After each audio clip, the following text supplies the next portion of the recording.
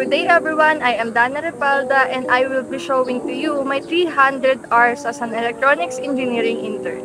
For our first day, nandito kami sa University of Perpetual Help, System Dalta sa Las Piñas. And here's the computer lab, which is yung learning place namin together with PERP students.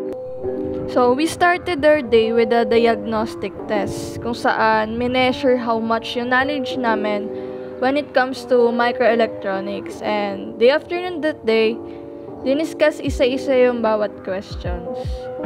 Ayun.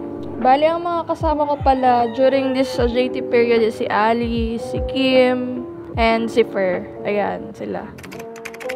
So, for our second day, very productive kami this day.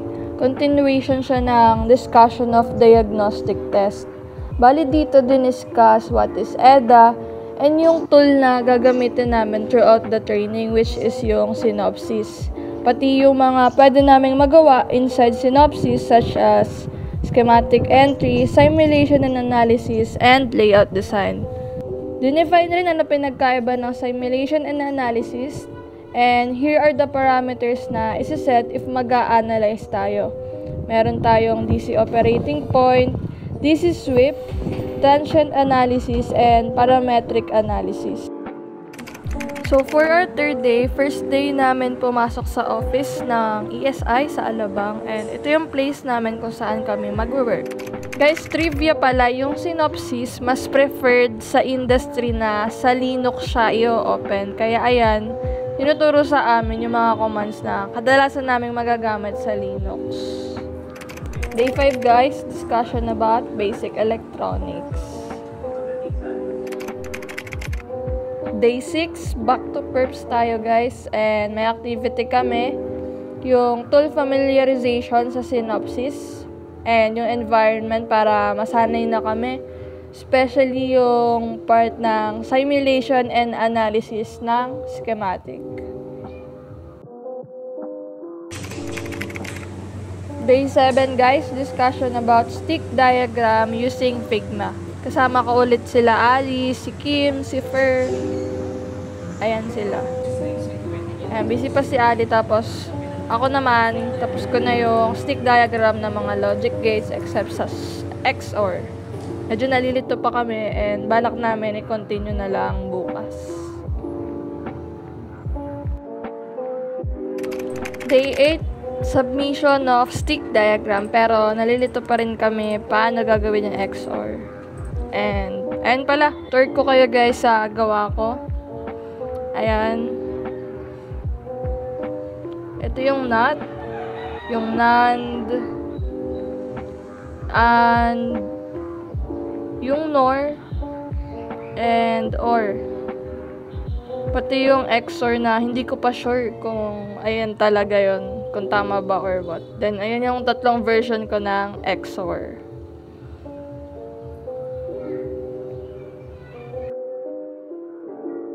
So, after stick diagram, analog IC design related naman yung discussion, which is about MOSFET capacitance. So, day 9 guys, ang tinuro sa amin is about schematic entry, and ang task sa amin is gumawa kami ng symbol and schematic for each logic gate. For our day 10, tapos ko na yung mga common logic gates natin, and tour ko lang kayo saglit yung NOT. Ito yung schematic. Ayan. Then, back to the symbol. Sa buffer naman tayo. Then, ito yung schematic ulit. And then, yung NOR. And then, ito yung schematic. Back ulit. And, yung sa OR naman, ito yung schematic. Yung sa NAND, ito naman siya. Back ulit. And, ayan yung AND. Ayan. Yan. Yun lang. So, after nung schematic to symbol na task, discuss naman sa amin paano namin ititest yung mga logic gate na yun kung nagana ba siya. And, ayun yung magiging task namin sa mga susunod pang meeting. Day 11, XOR discussion. And tinuro rin paano naman yung conversion from stick diagram to schematic. Day 12 guys, discussion about introduction of standard cells. And tinuro sa amin yung DRM or yung design rule manual na kailangan namin i-follow kapag magle-layout kami. Day 13 guys, tinitest lang namin yung mga logic gates na nagawa namin last time and ayun yung results niya. Tama naman din.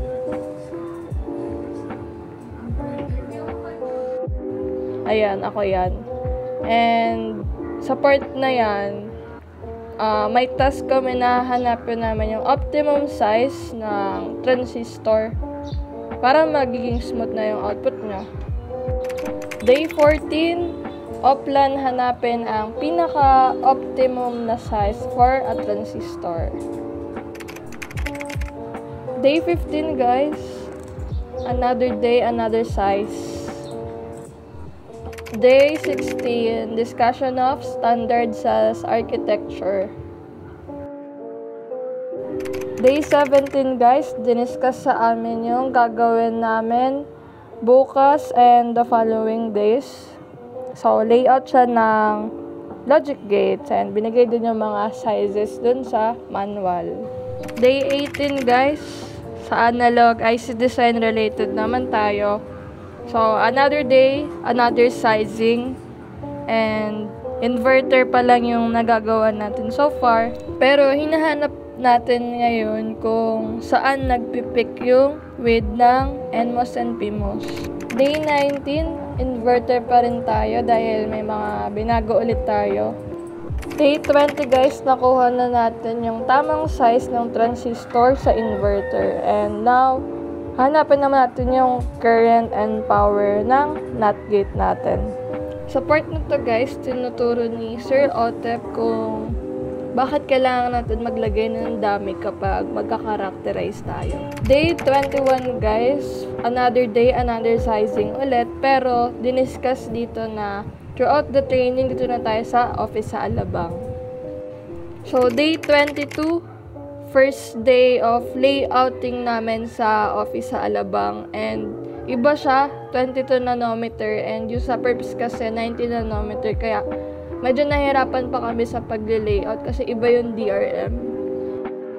Day 23, ayan pa lang yung progress ko so far kasi nahihirapan talaga kami na intindihin yung DRM but ang ginawa na lang namin is ninonote namin yung mga key spacings, yung sizes na kailangan namin consider. So, for day 24 to day 26, natapos namin yung common logic gauge which is yung inverter, NAND, NOR, AND, OR.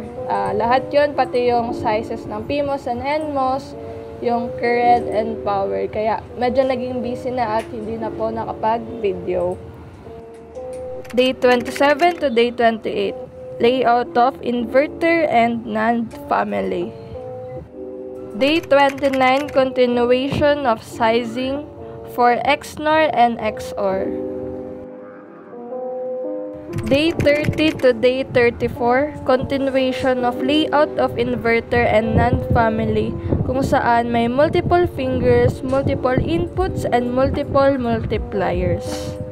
Day 35 guys, ang ika-characterize naman natin ay yung mga components inside the flip-flop. Day 36 guys, diniscuss sa amin yung mga proper layout considerations na dapat naming malaman. Day 37 guys, tinuro sa amin kung paano mag-layout sa Cadence and super hanga kami kasi sobrang bilis. Day 38 guys, ito yung last day namin today sa Embedded Silicon and ayun yung DFF layout na last task namin and ito sila mga malulungkot yan and 300 hours na tayo and ayan, sana nag-enjoy kayo sa video na to. Yun lang. Bye guys! Bye! Bye!